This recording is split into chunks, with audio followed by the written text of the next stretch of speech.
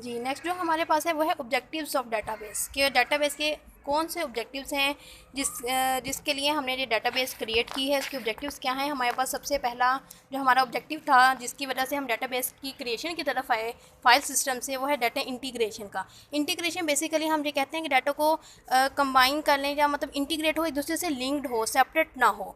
In file base system data जो था आपका वो स्टोर होता था सेपरेट और इंडिपेंडेंट फाइल्स में। तो ये डिफ़िकल्ट होता था कि उस सारे डाटा को हमने स्टोर भी रखें और एक्सेस भी कर सकें उस डाटा को, क्योंकि वो डिफरेंट लोकेशंस पे और डिफरेंट फाइल्स आपकी डिफरेंट फाइल्स से उस डाटा को एक्सेस करना डिफ़िकल्ट था। अब डेटाबेस सिस्टम में क्या है कि फाइल्स और जो हैं आपके पास और या टेबल्स या अदर ऑब्जेक्ट्स जो हैं आर इंटीग्रेटेड, ये इंटीग्रेटेड है, लिंक्ड है इनटू सिंगल फाइल। ये एक फाइल में आपके पास मौजूद है। सिंगल डाटाबेस, एक डाटाबेस आपके पास जो है वो कंटेन करती है multiple tables and relationships can be created between tables. जहाँ पर हम डिफरेंट अपने अगर एक स्टूडेंट डाटाबेस का एग्जांपल लें तो वहाँ पर एडमिशन फाइल जो आपका है इसका एक टेबल बन जाएगा एडमिशन का, आपके रिज़ल्ट का एक टेबल क्रिएट कर लिया जाता है, दूसरा टेबल आपके टाइम टेबल का क्रिएट किया जा सकता है, आपके फ़ीस का एक टेबल क्रिएट किया जा सकता है, आपकी जो बेसिक इन्फॉर्मेशन उसका टेबल क्रिएट किया जा सकता है। तो ये जो है यहाँ पर हम एक ही सिंगल फाइल में different tables multiple tables create कर सकते हैं और उनका आपस में रिलेशनशिप बना देते हैं ताकि इजीली हम अपने डाटा को रिट्रीव कर सकें और अगर उसमें कुछ अपडेशन रिक्वायर्ड है हम अपडेट कर दें।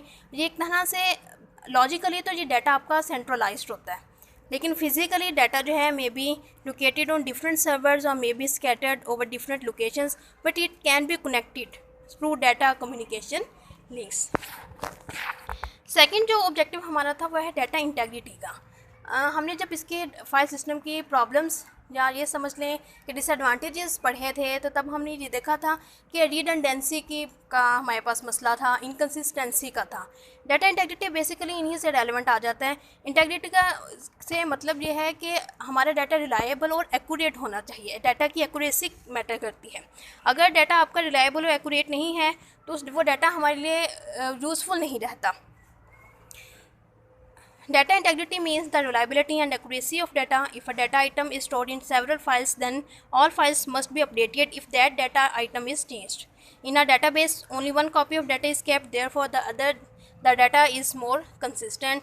अब होता क्या है database system में अगर कहीं पर अपडेट हो रहा है तो तमाम फाइल्स तमाम जो आपके टेबल्स हैं सब में ही डाटा अपडेट होगा, डाटा आपका कंसिस्टेंट रहेगा और एक्यूरेट भी रहेगा। Integrity is usually expressed in terms of certain constraints.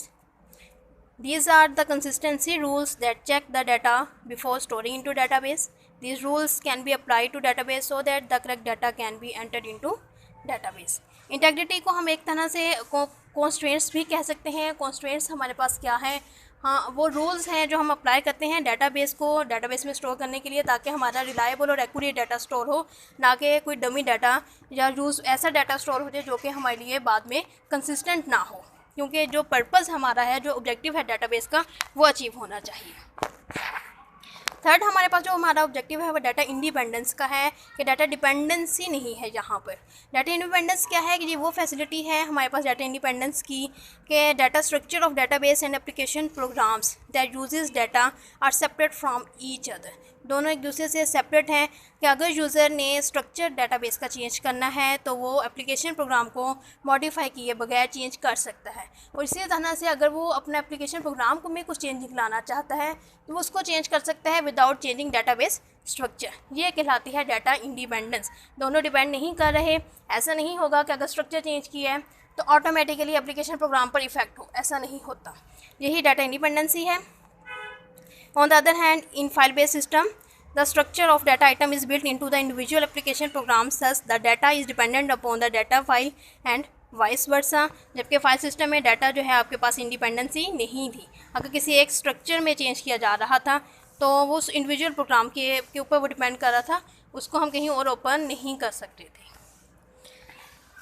यहाँ तक आपने आज ऑब्जेक्टिव्स ऑफ डाटाबेस भी स्टडी कर लिए।